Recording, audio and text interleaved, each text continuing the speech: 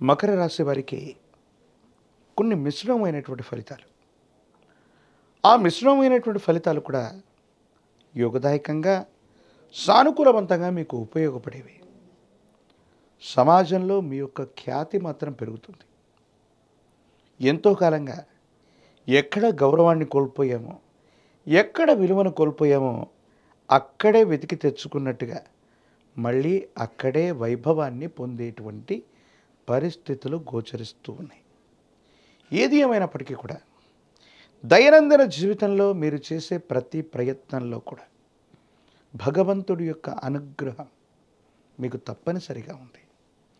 యోగదాయకమైనటువంటి ఫలితాన్ని మాత్రం తప్పకుండా మీరు పొందేటువంటి అవకాశం కూడా కనపడుతూ ఉంటుంది.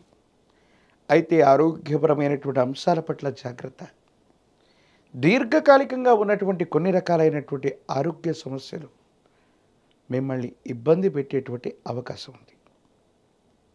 ఎంతో కాలంగా ఏలినాటి శనిని అనుభవించాం. ఏలినాటి శని సంపూర్ణమయ్యి ఇంకా మంచి ఫలితాలు రావట్లేదేమోనన్న ఆందోళన కూడా ఒకవైపుగా మీ మనసులో ఉంటూ ఉంటుంది. ఏది ఏమైనప్పటికీ కూడా గ్రహగతుల కంటే కూడా ఎక్కువగా మీ దైనందిన జీవితం మీద తీవ్రమైనటువంటి నరఘోష, నరదిష్టి, నరపీడలు ప్రధానమైనటువంటి ప్రభావాన్ని చూపెడుతున్నాయి.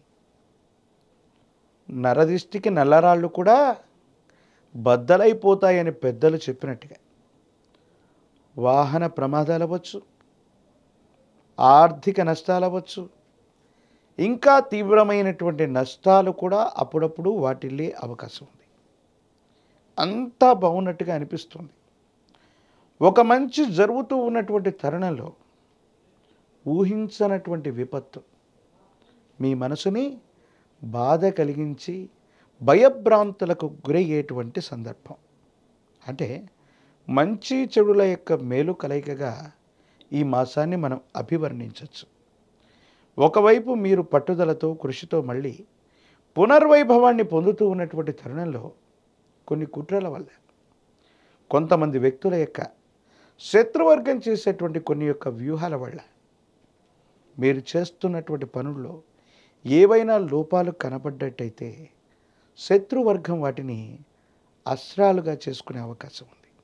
తద్వారా కొన్ని ఇబ్బందులు, సమస్యలు, ప్రతిబంధకాలని మీరు పొందేటువంటి పరిస్థితులు కూడా గోచరిస్తున్నాయి.